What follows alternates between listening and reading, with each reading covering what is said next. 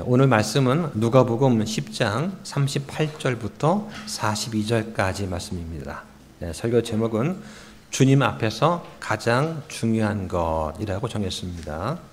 그런데 우리가 이렇게 한 주간 또 바쁘게 살아가는데 과연 주님 앞에서 무엇이 가장 중요할까 하는 부분을 오늘 한번 생각해 보려고 합니다.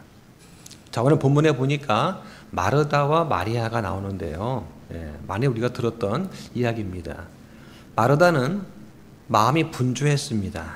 그런데 주님께서 이 분주하게 열심히 뭔가를 섬기고 활동하는 이 마르다를 칭찬하지는 않으셨어요.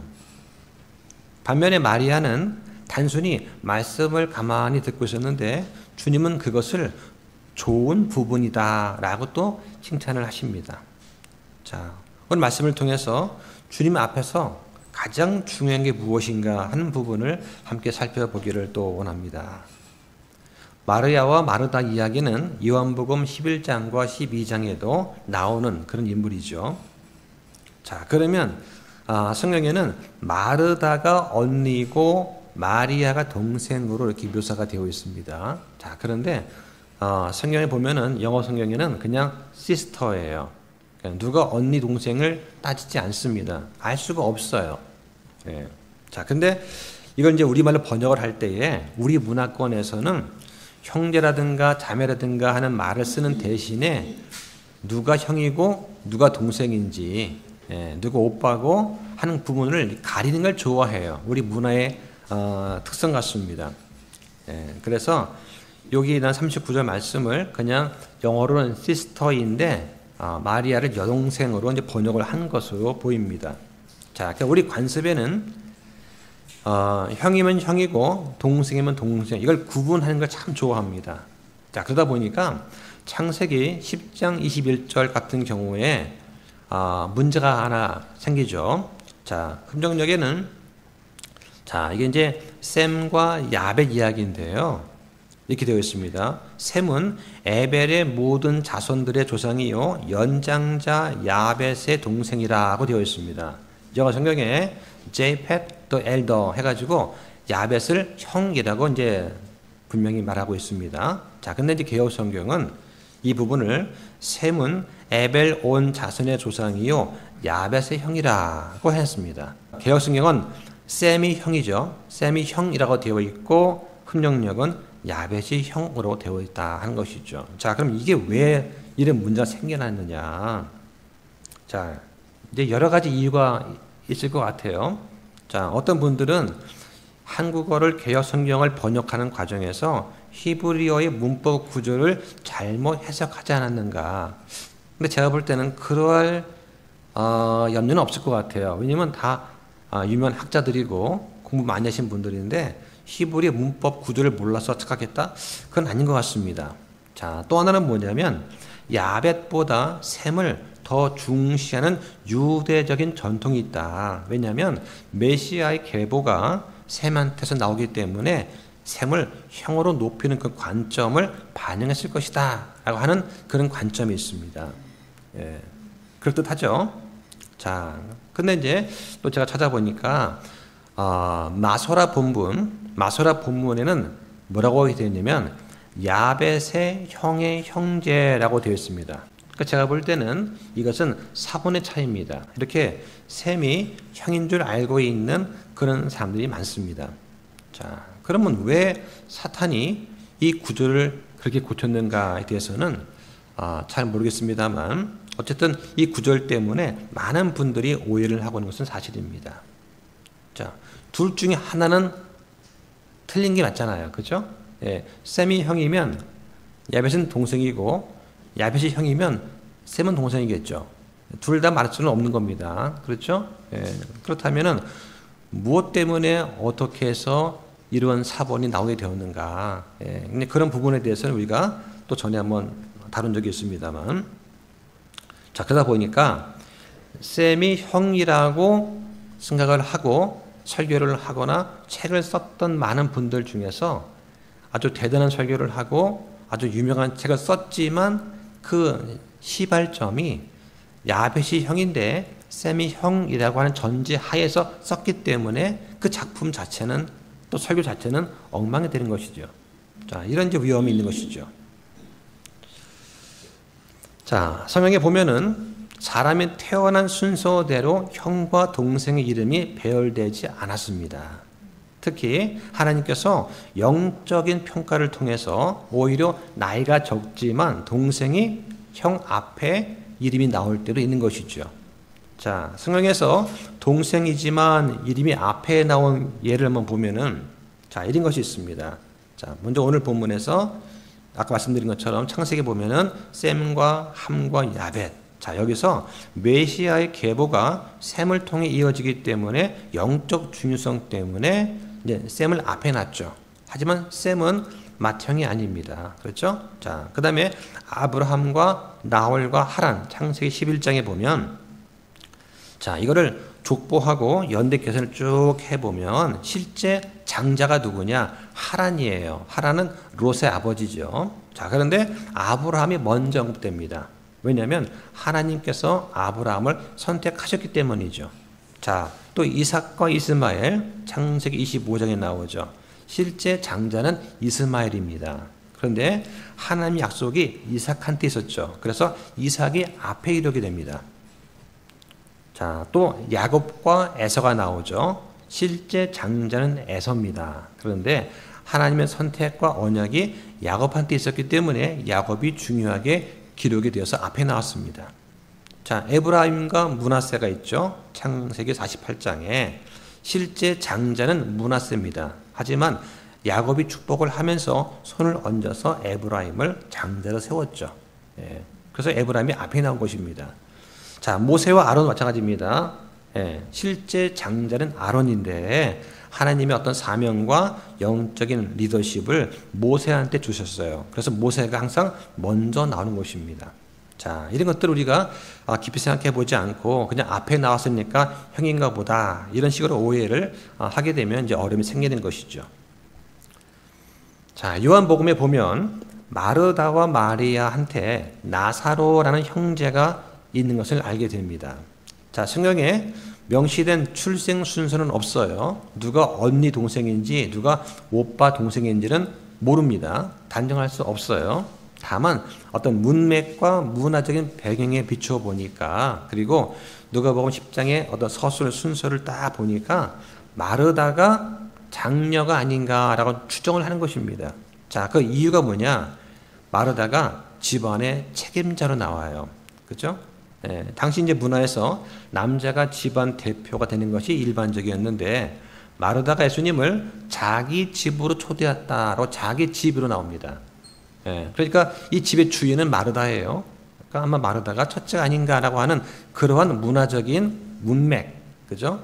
이걸 보고서 마르다가 이제 마지로 이렇게 묘사가 된 것을 아닌가 생각이 되는 것입니다. 자, 반면에 이제 마리아는 이제 동생으로 추정이 되죠. 왜냐하면 마르다가 집안을 책임을 지고 있었고 또 손님 접대를 누가 합니까? 네, 마르다가 해요. 네, 마르다가 손님을 맞이하고 하면서 막 이렇게 하죠. 이건 원래 맞이가 하는 일 아닙니까? 동생은 그냥 서포트만 하는 거고 이걸 봤을 때는 마르다가 위가 아니겠는가라고 하는 그런 추정입니다. 마찬가지로 나사로도 남자이긴 하지만 집안을 대표하지 않았고 또 건강 문제로 아마 집안을 책임지지 못하지 않았을까 하는 생각이 듭니다. 결국에는 이제 유대교와 기독교의 전통에서 마르다, 마리아, 나사로 순으로 보는 경우가 있는 것이죠. 하지만 성경적 근거는 없습니다. 자, 어쨌든 예수님께서는 이 남매를 사랑하셨다라고 요한복음 11장 5절에 말씀을 하십니다. 자, 본문 보겠습니다. 자, 38절에 한편 그들이 갈 때에 그분께서 어떤 마을로 들어가시니 마르다라 하는 어떤 여자가 그분을 자기 집으로 받아들이니라고 합니다. 마르다는 주님을 자기 집에 영접했습니다. 영접했다, 받아들였다, 리시브했다는 건 상당히 중요한 거예요. 우리가 요한복음 1장 12절 말씀처럼 주님을 받아들이는 것, 영접하는 것은 구원의 시작입니다. 자, 한번 보겠습니다. 요한복음 1장 12절 한번 보실까요? 자, 한 목소리로 함께 읽겠습니다. 시작. 그분을 받아들인 자들, 곧 그분의 이름을 믿는 자들에게는 다 하나님의 아들들이 되는 권능을 그분께서 주셨으니 말합니다. 예수 그리스도를 나의 구원으로 믿고 받아들이면, 내 마음에 모시면, 그러면 이게 구원이에요. 구원은 단순한 것입니다. 쉬운 거예요. 예수 그리스도를 그냥 믿고 나의 구원자이십니다 라고 받아들이면 돼요. 이게 구원입니다. 자, 그래서 구원받은 성도라면 누구나 주님을 자기 집, 즉 내 인생과 내 마음 가장 깊은 곳에 모셔드리는 사람이다. 자, 그런데 우리가 주님을 영접하는 것으로 다 끝나냐? 그렇지 않습니다. 중요한 것은 예수 그리스도를 우리 집, 우리 마음 중심에 모셔둔 상태에서 방치하는지 아니면 그분과 교제하는지가 중요한 거예요. 자, 예수님 믿었습니다. 성령님께서 우리 안에 들어오셨어요. 자, 그런데 예수님을 내 마음의 가장 깊은 곳에 그 보좌에서 앉히지 않고 살짝 밑에 두거나 중요한 결정은 내가 다 해버리고 예수님은 나중에 사후 보고를 하는 식으로 그런 다음에 일이 틀어지면 좀 이거 어떻게 해요? 이건 잘못된 거다. 그러니까 모든 일을 시작하고 끝마칠 때 항상 우리가 기도로 시작하고 기도로 마치는 건 상당히 중요합니다. 그 다음에 여기 보니까 그들이 사는 어떤 마을이 나와요. 어떤 마을. 자, 영어로 보면은 이게 어떤이라는 말이 a certain이라는 단어가 있는데 이게 뜻이 두 가지가 있어요. 하나는 뭐냐면 확실한, 정해진 이 뜻도 있고 막연한 이 뜻도 있어요. 그러니까 한 단어가 뜻이 두 가지가 있는데 이게 어디냐? 이제 성경에 보면 베단이라고 하는 것이 있습니다. 예루살렘 동쪽에서 한 3km 떨어진 곳에 올리브산이 있습니다. 그 올리브산 기슭에 베단이라고 하는 마을이 있어요. 그러니까 예수 그리스도께서 길을 가다가 우연히 어떤 그냥 마을에 들어간 것이 아니라 예수님께서 수많은 그 마을들 중에서 특정한 어떤 마을, 확실한 어떤 마을로 가기로 계획을 가지고 그 마을로 가셨다라고 하는 것입니다. 그 당시 많은 집이 있었는데 그 가운데 마르다라고 하는 이 여자가 사는 그 집으로 가기로 계획하셨다는 것입니다. 세상에 많은 사람들 가운데 하나님께서 빛을 비추어 주실 때 복음의 빛을 보고서 그 빛에 반응을 하고 제가 주님을 믿겠습니다. 주님을 내 마음에 모시겠습니다라고 영접하고 받아들인 특별한 사람들한테 다가오신다. 그리고 그런 사람들이 모인 곳이 교회입니다. 그러니까 여러분들이 예수 그리스도의 복음을 듣고 믿고 받아들이지 않았으면 이 자리에 올 수가 없다라고 하는 것이죠. 그러니까 여러분 그런 면에서 하나님의 빛을 받은 사람들이고 빛에 옳게 반응을 한 사람들이에요. 이거를 바로 우리가 영적인 부르심이다라고 말을 하는 것입니다.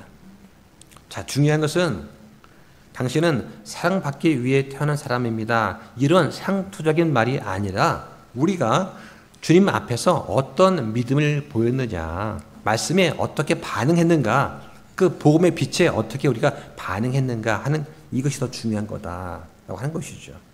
자, 그 다음에 자, 우리말 성경에는 안 나와 있습니다만 영어 성경에 보면 이 앞에 이 단어가 있어요. Now it came to pass라는 단어가 나옵니다. 자, it came to pass라는 단어가 성경에 451회가 나와요. 엄청 많이 나옵니다. 자, 그런데 우리말로 이게 번역이 무척 힘이 듭니다. 그래서 번역이 거의 안 돼 있어요. 개역성경뿐만 아니라 흡연력도 이 부분이 번역이 거의 안 돼 있습니다. 이걸 번역하면 이런 거예요. 시간이 흐르고 이러한 일이 있었다. 시간이 흐른 뒤에 이러한 일이 있었다 하는 것입니다. 그러니까 다시 말하면 하나님께서 그냥 단순한 사건을 기록하듯이 말씀하신 것이 아니라 하나님께서 예수 그리스도를 이 땅에 보내셔서 언제 어느 때 베다니에 있는 그것도 많은 사람들 가운데 마리아와 마르다가 살고 있고 나사로가 있는 어느 집을 방문해서 어떤 역사를 통해서 하나님의 뜻을 이루실 것인지 이런 것들이 치밀하게 이미 사전에 최초부터 다 계획이 되어 있었는데 그 계획된 그 계획이 이제 성취되었다는 거예요. 하나님의 계획이 이제 성취가 되었더라 하는 그런 차원에서 쓰는 것이 it came to pass다 하는 것입니다.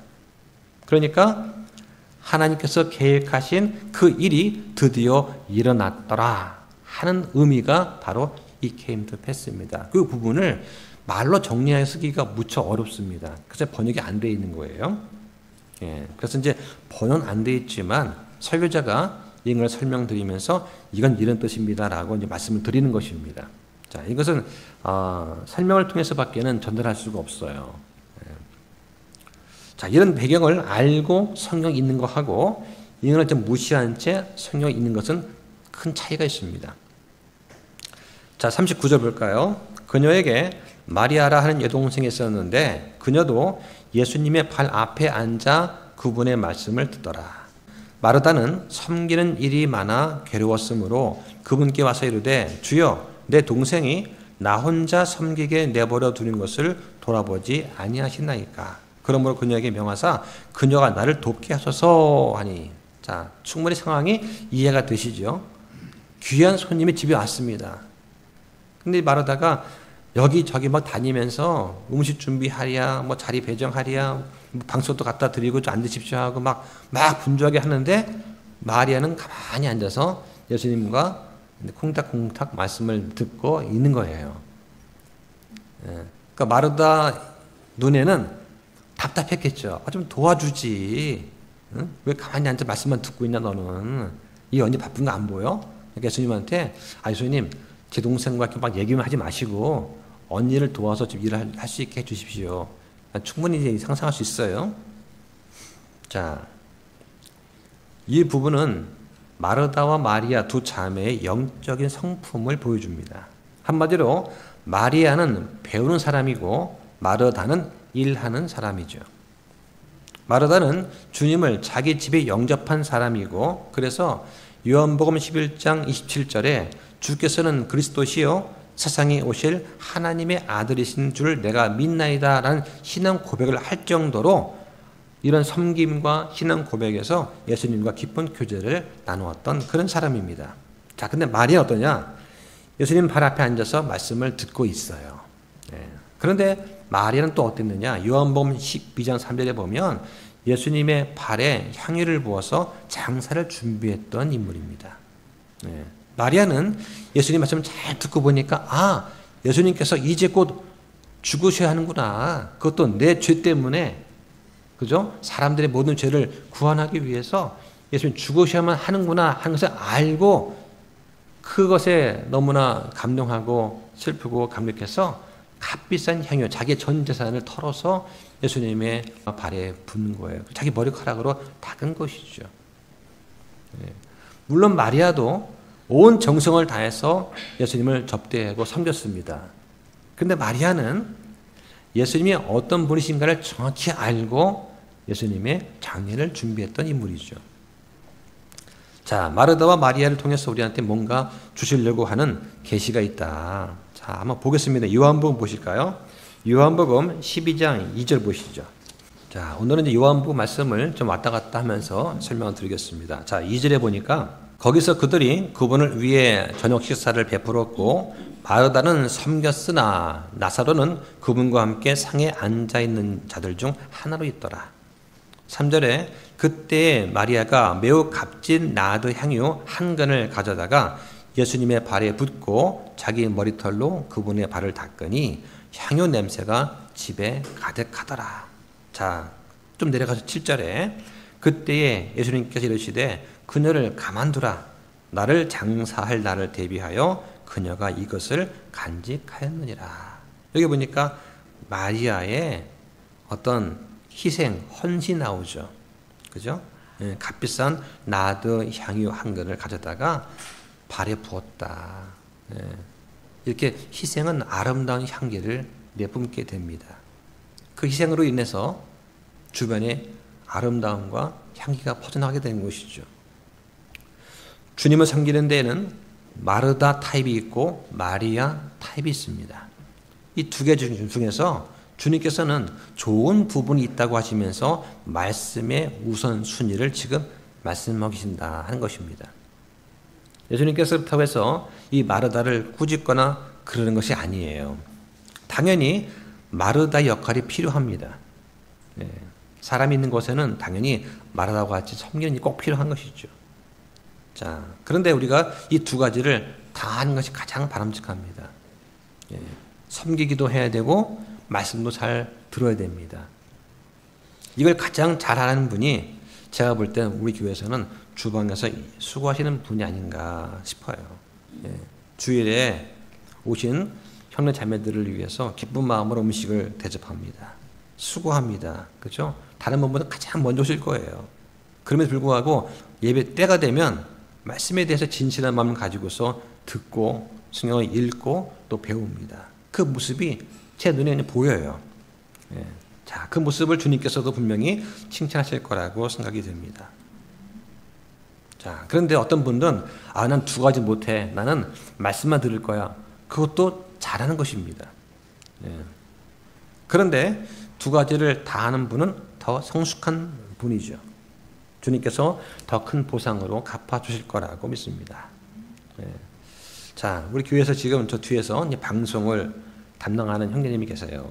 제가 참 이제 미안할 때가 있어요. 뭐냐면 남들처럼 예배에 좀 집중하고 싶은데 저 뒤에서 방송 장면 이렇게 만지다 보면은 예배에 집중하지 못할 때가 있습니다. 예. 그러다 보면은 자칫하면 녹음을 탁 놓칠 때도 있고 또 말씀 듣다 보면은 뭐 하나 이제 실수할 수도 있잖아요. 그죠? 예. 근데 이제 그러면 안 되니까 집중해서 이제 장비를 다루다 보면은 말씀을 못 듣는 거예요. 그러면 이제 집에 가셔서 또 이제 다시 듣는다고 하시더라고요. 참 그때가 제가 상당히 죄송하고 미안합니다. 그래서 누가 좀 짐을 나눠주면 참 좋겠다 생각이 드는 것이죠. 저도 이제 해봤습니다. 이제 제가 녹화도 하고 왔다 갔다 설교도 하고 하다 보니까 정신이 없습니다. 그러니까 앞에서는 설교에만 집중을 해야지 제가 뭐 장비를 만든다든가 그러면 이 분산돼 가지고 무척 어렵더라고요. 그래서 좀 뒤에 방송이라든가 저 뒤에 우리 모니터를 이렇게 좀 이제 조작할 수 있는 분이 생기면 좀 좋겠다. 두 분이서 나눠서 하면 좀 좋겠다 생각이 듭니다. 자, 중요한 것은 뭐냐면 섬김과 예배의 균형입니다. 이 두 가지를 동시에 못할 때 그럼 뭘부터 먼저 해야 되느냐 하는 것을 지금 주님께서 말씀하고 있는 것이죠. 자, 근데 여기서 문제가 생겼어요. 마르다가 예수님께 불평을 합니다. 내 동생이 나 혼자 섬기게 내버려 두는 것을 돌아보지 아니하시나이까. 결국 마르다의 이런 분주한 섬김은 주님을 향한 불평으로 변질이 되었습니다. 자, 이게 가장 어려운 부분이죠. 자, 교회를 섬기고 또 사역을 하고 하는데 심지어 가정, 가사의 일도 주님을 위한 그런 헌신일 수가 있습니다. 그런데 주님을 바라보지 않고 섬기면 결국 뭐냐? 사람을 원망하게 되고 불평하게 되는 것이죠. 네. 그래서 어떤 부부 클리닉 같은 그런 그 영상 같은 걸 보게 되면 부부싸움이 어디서 나느냐? 서로 그런 거예요. 나는 가정을 돌보고 집안일을 하고 아이들 밥을 먹이고 돌보는데 남편은 밤늦게 와가지고 피곤하다고 그냥 엎어져 잔다 이거죠. 이것 때문에 쌓이고 쌓여서 부부 상담을 오는 이제 그런 경우를 이제 제가 봤습니다. 남편은 남편 나름대로 이유가 있겠죠. 예. 직장은 전쟁터 아닙니까? 그죠? 그냥 가만히 있으면 누가 월급 주나요? 남보다 잘 해야 되고 열심히 해야 되고 그렇습니다. 예. 그러기 위해서 야근도 하고 스트레스 받아가면서 내일이 아니지만 도맡아 해야 될 때도 있고 하다 보면 일이 2중, 3중 뭐 그럴 때가 있죠. 그 집에 오면은 피곤하지 않습니까? 근데 집에 오면 어떻게 해요? 설거지 막 쌓여 있고 아이들 똥개질 가르쳐야 되는데 있고 그러면 힘든 것이죠. 예. 자, 대부분 다 겪는 그런 것들이지만 부부 사이에서 뭐가 더 중요한가 우선순위를 잘 정해야 되는데 서로 내가 이만큼 고생하고 있다. 내가 너를 위해 이만큼 희생하고 있는데 너는 왜 나를 알아봐 주지 않느냐. 이렇게 생각하게 되면 그때 문제가 생기는 거다. 자, 자, 우리 시선을 예수님 발 앞에 앉아 있는 마리아한테 한번 고정해 보기를 또 원합니다. 자, 앞에 39절에서 그녀가 그분의 발 앞에 앉아 있다라고 되어 있고, 또 요한복음 11장 32절에는 그분의 발 앞에 엎드려 있다라고 되어 있습니다. 성경에 예수님의 발 앞에 엎드렸다는 표현은 제가 찾아보니까 한 6번 정도 나와요. 예, 오늘 본문에 한번 나오고, 또 마가복음 5장에 회당의 치리자 야이로, 또 부정한 영이 들린 딸의 어머니가 자기 자식의 치유를 간구하기 위해서 예수님 발 앞에 엎드렸다고 합니다. 누가복음 17장에 보면 치유받은 사마리아인 나병 환자가 감사드리기 위해서 발 앞에 엎드렸고, 또 누가복음 8장에 보면은 가다라 지방에 마귀 들린 광인이 예수님께 자신을 괴롭히지 말아달라고 또 간청할 때 엎드립니다. 또 계시록 1장 17절에 보면 사도 요한이 경배와 두려움 때문에 주님 발 앞에 엎드렸다 하는 표현이 나오는 것이죠. 자, 그래서 당시 문화에서 발 앞에 앉는다는 것은 어떤 의미냐? 제자의 위치를 말하는 거예요. 제자의 위치. 그래서 바울이 스승 가말리엘의 발 밑에서 자랐다 하는 표현이 나오죠. 어쨌든 간에 마리아는 지금 예수님의 제자가 되기를 원했던 것입니다. 자, 교회도 보면 두 종류의 성도의 유형이 있습니다. 한 종류는 섬기는 성도가 있고, 또 한 부류는 말씀을 앉아서 듣는 성도가 있습니다. 이게 작은 교회는 별로 문제가 안 돼요. 근데 교회가 커지면 성도가 많기 때문에 주차부터 해가지고 예배 자리 안내해주고, 새로 방문한 분도 안내하고, 방송시설도 서너 명 매달리고, 성도가 많으면 예배당이 부족하니까 다른 층 강당에 또 안내하고, 스크린 준비하고 바쁘거든요. 근데 그분들을 위해서 외부에다가 스피커를 달아가지고 설교를 듣게 합니다. 제가 물어봤어요. 이거 막 서점 일 막 하시면서 설교 듣습니까? 안 들려요. 뭐 들을만 하면 누가 와서 뭐 물어보고, 뭐 할만 하면 뭐 하고, 그러니까 이게 안 된다.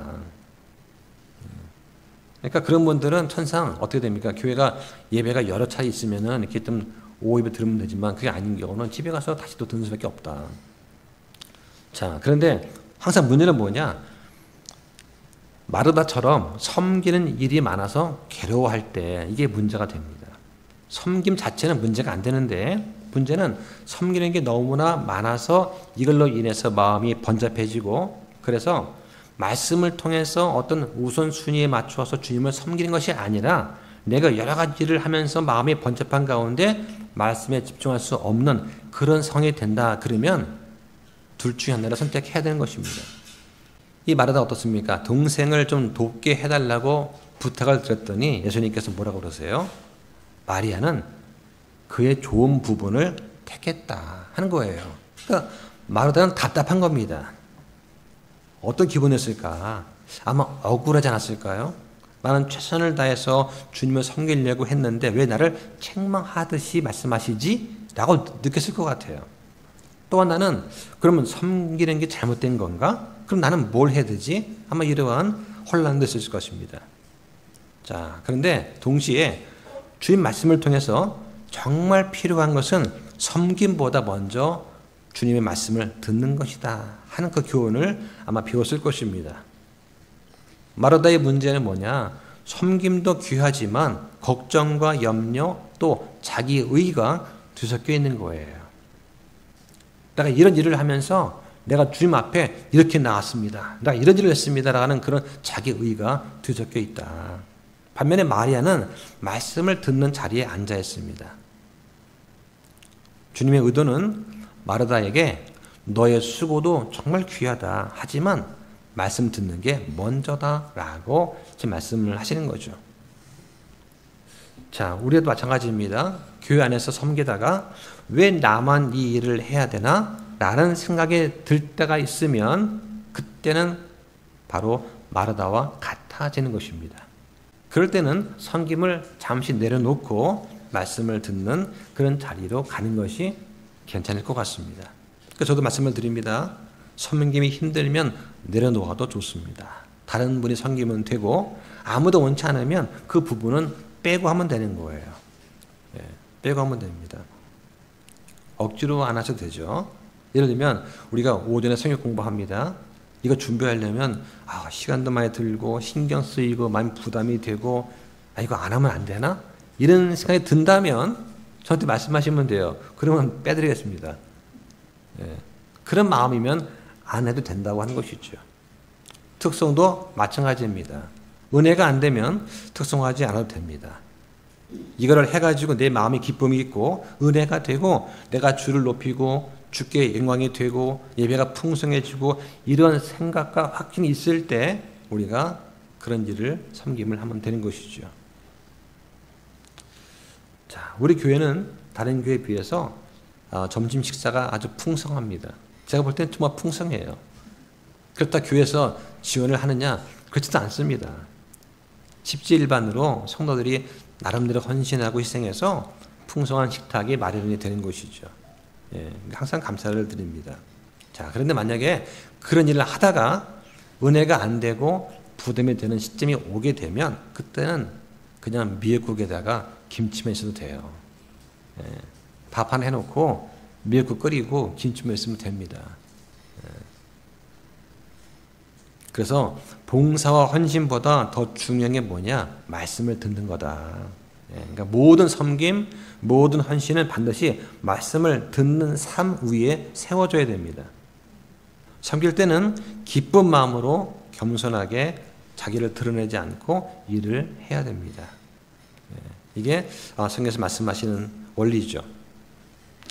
자, 조금만 더 깊이 들어가서 마르다와 마리아 이야기를 살펴보기 위해서 요한복음을 좀 보겠습니다.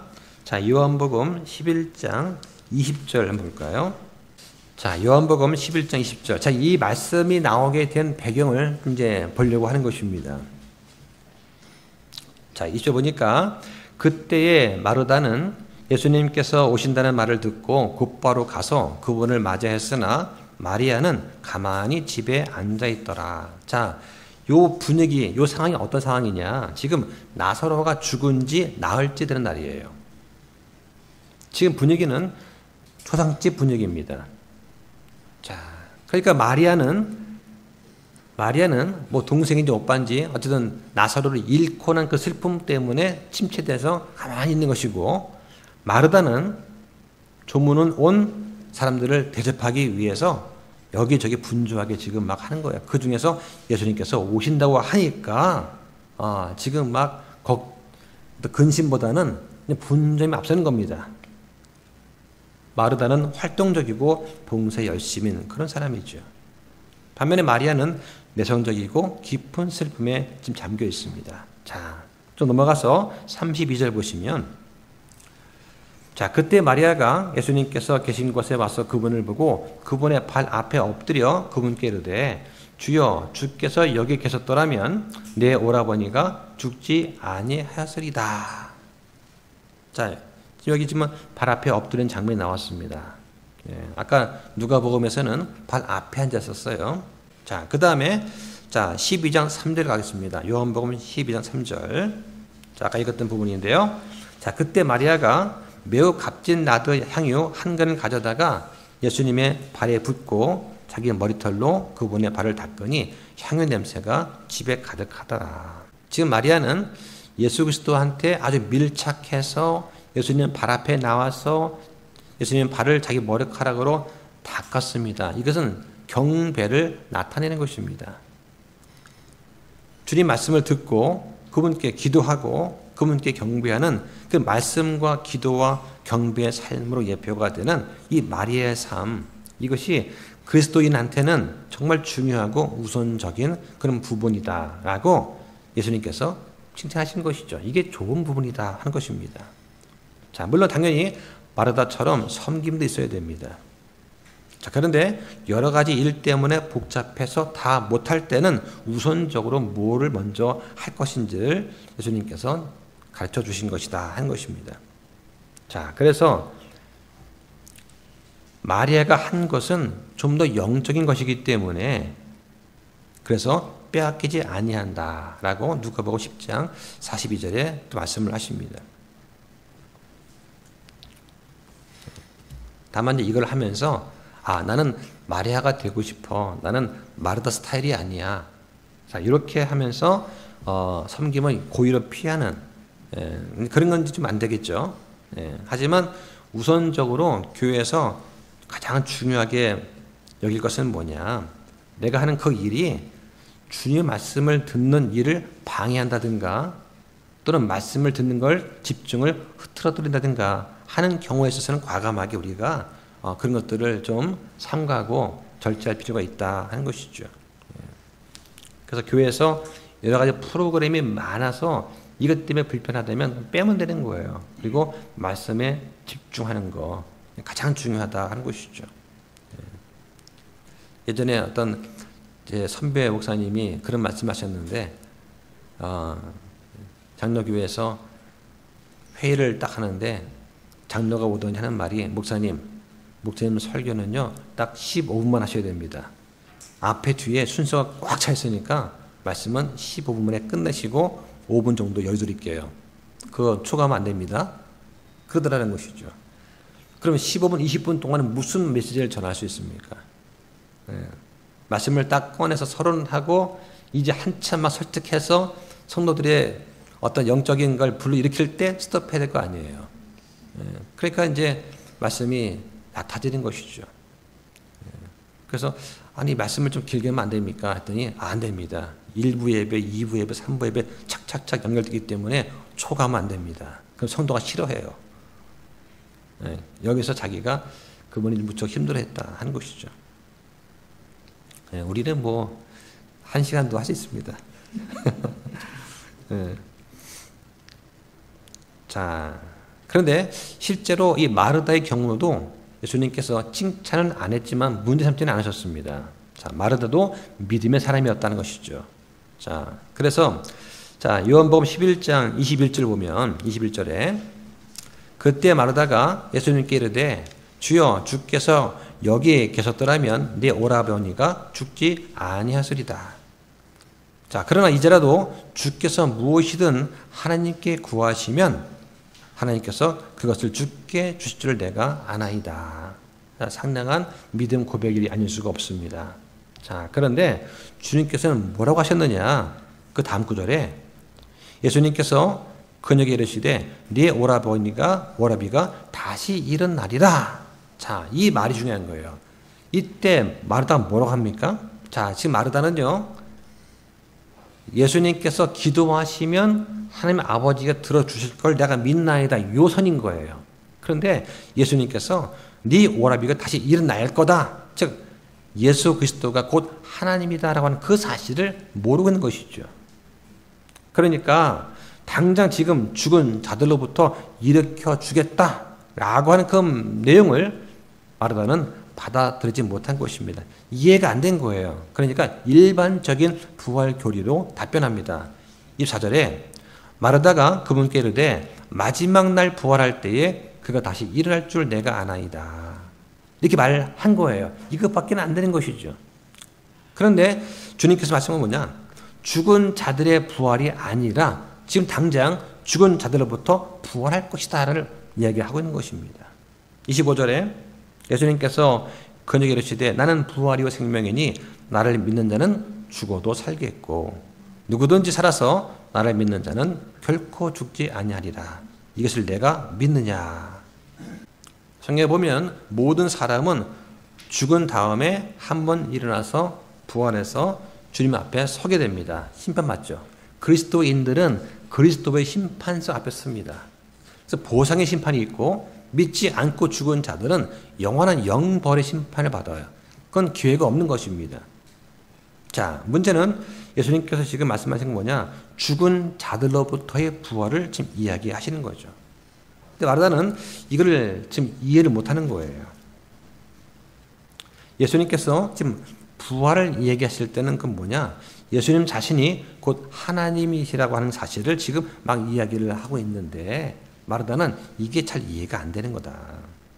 다시 본문 보겠습니다. 41절에 가보니까 자, 누가복음 10장 41절에 예수님께서 그녀에게 응답하여 이르시되 마르다야 마르다야 내가 많은 일에 대해 염려하고 근심하나 한 가지 일이 필요하니라. 마리아는 그 좋은 부분을 택했으니 그것을 빼앗기지 아니하리라 하시니라. 자, 성경 보면 주님께서 사람의 이름을 2번 반복해서 부르시는 경우가 여러 번 나옵니다. 자, 본문에 마르다가 있고 또 누가복음 22장에 시몬아 시몬아 부르시고 사도행전 9장에 사울아 사울아 부르십니다. 예, 또 구약에서는 하나님이 아브라함을 2번 부르시고 또 모세도 2번 부르시고 사무엘도 2번 부르시는 그런 이야기가 나오죠. 자, 이거 들으면은 하나님과 그 사람 사이에 뭔가 친밀함도 있지만 뭔가 중요한 말씀을 이제 하시려고 한다는 그런 의미도 됩니다. 주님께서 원하시는 건 뭐냐? 일단 와서 말씀을 들으라는 거예요. 예수님은 마르다를 책망하지 않으시고 다정하게 이름을 2번 부르십니다. 마르다야, 마르다야. 안타까운 그런 사랑의 부르심이죠. 예수님께서 이 마르다의 문제를 정확하게 진단하십니다. 문제가 뭐예요? 네가 많은 일로 염려하고 근심하나, 염려한다. 마음이 나누어져서 집중하지 못하는 거. 또 근심한다. 산만하고 안정을 잃어버린 그런 상태를 말하죠. 그래서 너한테 지금 한 가지가 필요하다. 예, 다 필요 없다. 다 할 필요 없다. 한 가지만 있으면 돼. 하는 것이죠. 우리의 믿음 생활도 마찬가지입니다. 예. 우리는 각자 할 일이 많습니다. 아버지로서, 어머니로서, 또 직장에서, 또 사업에서 할 일이 다 있어요. 예. 그 일을 물론 열심히 다 해야 됩니다. 그런데 정말 중요한 것은 하나님과 나와의 관계예요. 예. 하나님과 나와의 관계에 방해가 된다면 대부분은 우리한테는 필요가 없거나 오히려 해롭다라고 하는 것이죠. 그러니까 가장 필요한 것부터 해야 됩니다. 이 땅에서 살아갈 때 가장 좋은 부분은 뭐냐? 마리아처럼 한 가지가 필요한데 마리아가 좋은 부분을 택했다. 그럼 우리한테 좋은 부분은 뭘까요? 바로 말씀을 듣는 것이다. 그리고 하나님과의 교제가 중요하고 또 성도의 교제가 중요합니다. 그러니까 집에서 혼자서 유튜브로 설교 듣고 거기에 만족하는 건 안 된다. 왜냐? 그러면 나도 성장하지 못하고 다른 사람을 섬길 수도 없기 때문에 그렇습니다. 네. 유튜브 설교의 장점, 이제 단점은 뭐예요? 내가 원하는 설교만 골라 듣죠. 그럼 편식하게 됩니다. 내 생각과 코드가 맞는 것만 듣게 되는 거예요. 네. 그렇게 하면 안 됩니다. 그래서 교회에서 다른 사람을 섬기고 성도에 교제하는 거, 이게 분명히 하나님의 뜻이다 하는 것을 우리는 여러 차례 공부를 했습니다. 자, 한 설교자가 이제 이런 고백을 한 것이죠. 그 설교자가 하는 말이 자기가 가장 힘들 때가 언제냐? 회중의 얼굴에서 기뻐하는 기대감을 보지 못할 때다. 교회 왔는데 무기력하고 그리고 이제 힘이 없는 그런 모습 볼 때 가장 힘들다. 자, 어떻습니까? 우리가 평일에 어디 뭐 음악회 있다든가 아니면 만약에 여기 뭐 대구 어디에서 저기 뭐 한일전 축구 경기 한다든가 뭐 그러면 막 바짝 긴장해가지고 막 응원도 할 겁니다. 그런데 주일에 말씀을 선포한다. 그러면 그래? 하면서 막 기쁘고 긴장이 돼가지고 그냥 맨 앞자리에 앉아야지. 자, 그런 고민을 하십니까? 그러니까 이제 이 설교도 그런 거예요. 예. 목회를 오래 할 때 보니까 가장 힘들 때가 언제냐 생각해 보니까 성도가 주일날 봤을 때 얼굴에 기쁨과 기대감과 소망이 안 보일 때다. 그래서 성경에 보면은 성경에서 성공이라고 하는 단어가 딱 한 번 나오는데요. 한번 찾아보겠습니다. 여호수아 1장 8절 보실까요? 자, 함께 씁니다. 시작. 너는 이 율법책을 내 입에서 떠나지 말게 하고 밤낮으로 그것을 묵상하여 그 안에 기록된 모든 것에 따라 지켜 행하라. 그러면 내가 내 길을 순탄하게 할 것이며 그러면 내가 크게 성공하리라. 성경에서 성공하리라 약속된 말씀은 이거 하나예요. 어떻게 해야 됩니까? 성경 말씀을 입에서 떠나지 말게 하고 밤낮으로 묵상하고 그 말씀을 지켜 행하라 하고 하는 것입니다. 다시 말하면 주님과의 끊임없는 교제, 또 말씀의 양식을 얻어나가고 하는 것입니다. 이 부분은 결코 빼앗기지 않는 것입니다. 세상의 일과 섬김과 또 재물 같은 것들은 다 사라지지만 주님과의 교제와 말씀은 영원히 남게 되는 것이죠. 그런데 이런 기도와 말씀 묵상과 이런 것 대신에 어떤 섬김과 분종 활동에 앞서게 되면 마르다처럼 불평과 피곤만 남게 된다. 자, 마지막으로 정리하겠습니다. 오늘 본문은 우리한테 중요한 교훈을 줍니다. 첫 번째는 주님을 영접하는 것, 이게 구원의 시작이다. 그리고 주님의 발 앞에 앉는 것, 이게 제자의 길이다. 그리고 주님과 말씀을 우선하는 것, 이게 가장 좋은 부분이다 하는 것입니다. 오늘 말씀을 잘 생각하시면서 정말 나는 주님 앞에서 가장 중요한 것이 뭐라고 생각하는가 하는 것들을 깊이 한번 생각해 보면 좋겠습니다. 자, 기도하겠습니다.